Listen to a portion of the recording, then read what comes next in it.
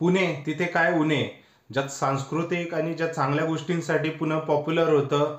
पुण्यामध्ये त्या गोष्टी बघण्यासाठी लोक येत होते. आता जे काही 2-3 महिन्यापासून ज्या घटना घडतायत त्यावरनं पुणे खरंच म्हणजे पहिल्यासारखं पुणे राहिलेलं नाहीये. पुण्याच्या कोथरूडमध्ये तर पुण्याचं, आमच्या कोथरूडचं बीड सारखं बीड होऊ देऊ नका अशा आशयाचे पोस्टर काल लागले होते. आणि त्याच अनुषंगाने आत्ता जे सकाळची बातमी हाती येते की एक मुलीवरती, जी 26 वर्षाची तरुणी होती, तिच्यावरती लैंगिक अत्याचार झालेला आहे. आणि तेही शिवशाही बसमध्ये, जी बस पार्क म्हणजे उभी केलेली आहे बस डेपोमध्ये, स्वारगेट डेपोमध्ये, जी गव्हर्नमेंटची प्रॉपर्टी आहे. आणि तिथे त्या मुलीवर अत्याचार झाला. सगळ्यात म्हणजे शर्मेनं आणि पूर्ण सिस्टमवरती पुन्हा एकदा प्रश्नचिन्ह उभे राहिलेले आहेत. खरंच जर सरकारी जी जागा आहे, सरकारी जे वाहन आहे, त्यामध्येही म्हणजे मुली सुरक्षित नाहीये, तरुणी सुरक्षित नाहीये, आपल्या महिला भगिनी सुरक्षित नाहीये. आणि तर मग हे सरकार करतंय काय? काय गोष्टी आहेत त्या ज्या घटनाक्रम आहे, ज्या पीडितेने सांगितला, त्यानंतर आता वैद्यकीय अहवालही आलेला आहे. प्रशासनाकडनंही काही गोष्टी करण्यात आलेल्या आहेत. आणि ह्या सर्व गोष्टी आपण या व्हिडिओमध्ये चर्चा करणारच आहोत. परंतु ह्या ज्या ज्या गोष्टी आहेत त्या सातत्याने का घडतायत यावरही प्रकाश टाकणार आहोत. कुठं लूप होल्स आहेत हेही डिस्कस करणार आहोत. तोपर्यंत म्हणजे तुम्हालाही जर काही गोष्टी ऍड करायच्या असेल तर नक्की कमेंट सेक्शनमध्ये कमेंट करून व्यक्त करा. आणि आत्ताच आपल्या चॅनलला सबस्क्राईब करा, म्हणजे पुढच्या व्हिडिओचे अपडेट्स तुम्हाला येतील. म्हणजे जी तरुणी आहे, पीडित तरुणी, ती सकाळी 5:30च्या दरम्यान स्वारगेट जे बस स्थानक आहे पुण्यातलं क्राऊडेड, जिथं कधीही गर्दीच असते अशा बस स्थानकात येते. तिथून तिला म्हणजे पलटणला जायचं असतं. फलटणचं गाडी ती प्लॅटफॉर्मवरतीही उभी राहते. परंतु तेवढ्यात गाडे जो म्हणजे आरोपी आहे तो बस स्थानकात येतो.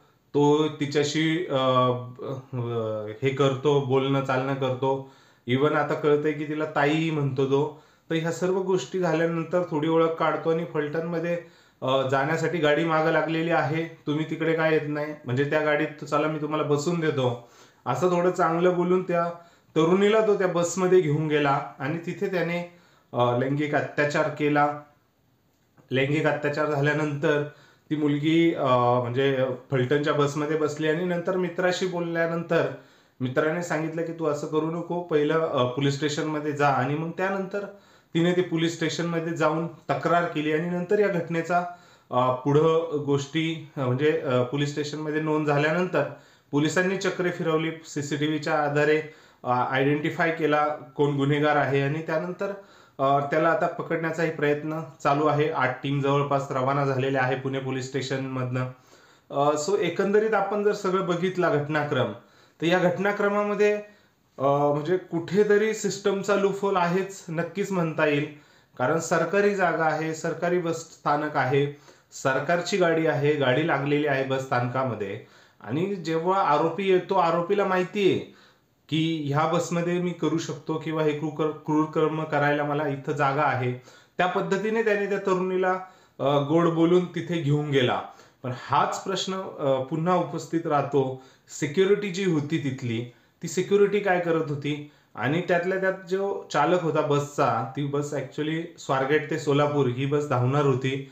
ती विनावाहक आहे, फक्त कंडक्टर नाहीये त्या बसला, फक्त ड्रायव्हर असतो. ऑनलाईन बुकिंग होते आणि एकदा भरली की गाडी जाते.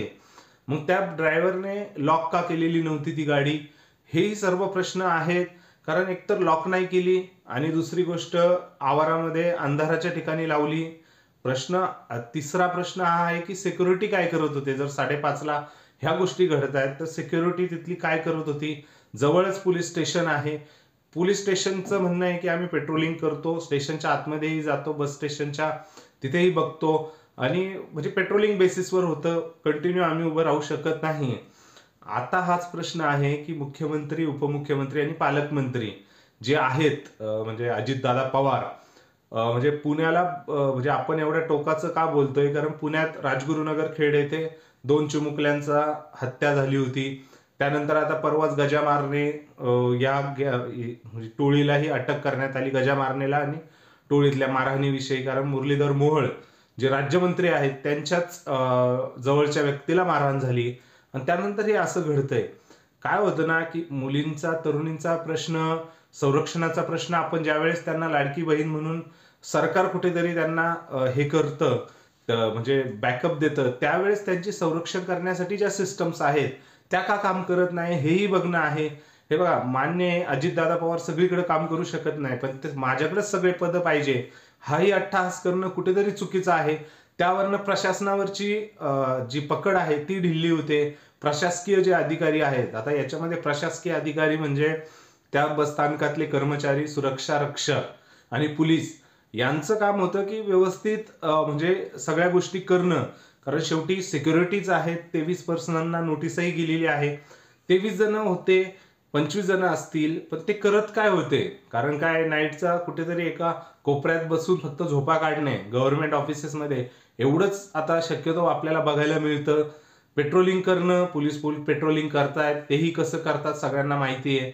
सो कुठेतरी ह्या प्रशासनाला माहिती आहे की काहीच होणार नाहीये, आम्ही जशी जॉब करणार, पगार येतोय, कुठेतरी त्यांना जाब विचारणारा माणूसच नाहीये आणि कसा असणार आमदारांच्या कामामध्ये. त्यासाठी पालकमंत्री पद हे महत्वाचं असतं. पालकमंत्री पदाचं आणि प्रशासकीय अधिकारी यांच्या बैठका होणं गरजेचं आहे. पालकमंत्रीपद अजितदादांकडे आहे, बीडचं पालकमंत्रीपद अजितदादांकडे आहे, उपमुख्यमंत्री दादा आहेत, राष्ट्रवादी काँग्रेसचे सर्वेसर्वा दादा आहेत, त्यांना पक्ष वाढवण्यासाठी काम करायचंय. म्हणजे सगळंच अजितदादा करणार, तर एक माणूस सगळ्या गोष्टी कशा सांभाळणार, कसा प्रशासनावर आपला होल्ड ठेवणार, कोण लोकांना विचारणार की बाबा रे तुम्हाला एवढा पगार जातोय, त्या पगारातनं तुम्ही काम काय करताय? म्हणजे 10 दिवस आज नाईट आहे, नाईटमध्ये लोक आहेत, नाईटमधल्या लोकांचा रिपोर्ट कोण विचारतंय? कुणीच नाही. काय म्हणजे अगदी कारभार चाललेला आहे, पगार फक्त घेणं, बाकी कुणी अकाउंटेबिलिटी कुणी विचारायलाच नाहीये. त्यामुळे प्रशासकीय यंत्रणेतली सर्व लोक, आपण बीडमध्येही बघितलं, मस्साजोग येथे जो हत्या झाली संतोष देशमुख यांच्याही केसमध्ये हेच झालं की बीड पोलीस प्रशासन पूर्ण म्हणजे गुंडांना, म्हणजे वाल्मिक कराड असू द्या किंवा बाकीच्या गुंडांना समर्थन करणारं होतं. तसेच प्रशासकीय अधिकारी आता पुण्यामध्येही तयार होत आहेत किंवा इव्हन असतीलही, आत्ता पुढे यायला लागले. सो कुठेतरी म्हणजे देवेंद्र फडणवीस, अजितदादा पवार यांना खरंच लक्ष देण्याची गरज आहे. उगाच म्हणजे आपल्या हव्याचा पोटी राष्ट्रवादी काँग्रेस पुढे जाण्यासाठी किंवा काही मला पक्षवाढीसाठी तुम्ही नक्की काम करा, पण ते पालकमंत्रीपद कोणाला तरी द्या जो फुल टाइम तिथे काम करू शकेल, प्रशासनाला जाब विचारेल की बाबांनो एवढा पगार देतोय, एवढं तुमच्यावरती खर्च चालू आहे, काय करताय तुम्ही ते सांगा. हे जरी विचारलं तरी बहुतेक महिला आपल्या सुरक्षित असतील. कारण आधी कुठेतरी निर्जन स्थळी, कुठेतरी पडद्याआड ह्या गोष्टी घडत होत्या, त्या आता शासनाच्या जागेत, शासनाच्या बसमध्ये असं घडणं खरंच खूप वेदनादायी आहे. अजून पुढची गोष्ट हाती येते की जिथे बंद पडलेल्या गाड्या होत्या त्याच आगारामध्ये, तिथं वसंत मोरे जे शिवसेनेत आता उद्धव ठाकरे गटात गेलेले आहे, त्यांनी म्हणजे तोडफोड करून त्या बसमध्ये बघितलं तर म्हणजे अक्षरशः त्या बस म्हणजे लॉज, आपण जे म्हणतो एक लॉज असल्यासारखं त्या बसेस वापरल्या गेलेल्या आहेत. दारूच्या बाटल्या, म्हणजे साड्या, महिलांच्या साड्या, बाकीच्याही खूप गोष्टी आढळलेल्या आहेत. सो कुठेतरी आता हे थांबणं गरजेचं आहे.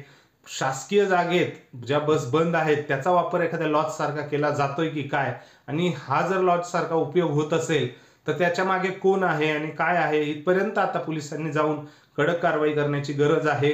ह्या सर्व प्रकरणात तुम्हाला काय वाटतंय ते कमेंट सेक्शन मध्ये कमेंट करून नक्की व्यक्त करा.